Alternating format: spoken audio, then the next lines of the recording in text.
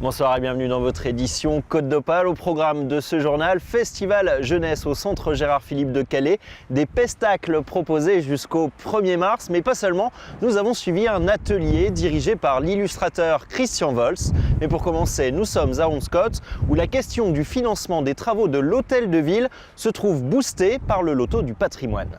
Le poids des ans et la flotte. Toute la poutraison ne tenait plus. Voilà, là, le mur est parti. C'est la maison des fuites pour l'instant. À la mairie d'Onscott, faire le tour du propriétaire relève presque de l'aventure. Et mieux vaut faire attention où l'on met les pieds. C'est pas trop mieux. Conseil d'amis. Ici, presque tout est d'origine et date de 1558. Et les années n'ont pas été clémentes avec le bâtiment. Des dégâts considérables qui ne seront bientôt plus qu'un mauvais souvenir, grâce au loto du patrimoine de Stéphane Bern, qui a mis un coup de projecteur sur la commune. Le maire espère réunir rapidement les 700 000 € nécessaires pour les travaux. C'est pas le loto du patrimoine qui nous aide le plus, c'est 27 000 €, mais au moins ça a déclenché aussi des aides substantielles des services de l'État, qui nous accordent 335 000 €. Et puis aussi, on va tenter une subvention du département et une de la région. Un soulagement pour le village, qui craignait que tout un pan du patrimoine de la région disparaisse avec ce bâtiment chargé d'histoire. C'est le joyau du village avec l'église. L'église est aussi importante.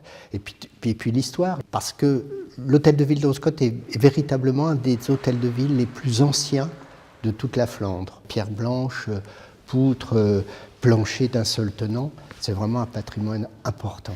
Après 10 ans de réparation au compte-gouttes, cet hôtel de ville typique des Flandres va donc se refaire une beauté complète dès l'été prochain. C'est l'aboutissement aussi de 10 ans de bagarre pour sauver cet hôtel de ville, sauver sa toiture et faire en sorte que les visiteurs puissent encore être accueillis dans de bonnes conditions. Le chantier promet d'être long, près de 2 ans, le temps d'effacer les stigmates des années et de retrouver le calme majestueux d'un bâtiment vieux de 5 siècles. La zone Marcel Doré à Calais prend de plus en plus des allures de forteresse, avec de nouvelles grilles installées en contrebas de la rocade portuaire. Sous ce pont, s'abritaient pour manger et dormir de jeunes migrants, principalement érythréens, un abri de fortune stratégique aussi, pour tenter de pénétrer dans les camions en partance pour l'Angleterre. Selon la préfecture du Pas-de-Calais, la pose de ces grilles va permettre de sécuriser le pont et éviter sa dégradation. Ces travaux sont financés par la direction interdépartementale des routes. D'après les associations d'aide aux migrants, près de 100 km de grilles et de murs ont été construits autour du port et du tunnel à Calais. Dunkerque LNG, le propriétaire du terminal méthanier de Lonne-Plage, a annoncé un investissement de 50 millions d'euros en 2019. Les navires marchands abandonnent progressivement le fioul pour passer au gaz naturel liquéfié, moins polluant en dioxyde de carbone. Pour faire face à cette nouvelle demande, le terminal se dote de nouveaux équipements pour pouvoir ravitailler ses navires. Le nombre de méthaniers accueillis par le terminal a progressé de 70% entre 2017 et 2018. La neige, les migrants, les gilets jaunes, pourquoi vous parlez toujours des mêmes choses ? Ça commence bien. Les questions sont directes. Ces élèves du lycée Pierre de Coubertin de Calais ont visité les locaux de France 3 à Lille avec leurs caméras.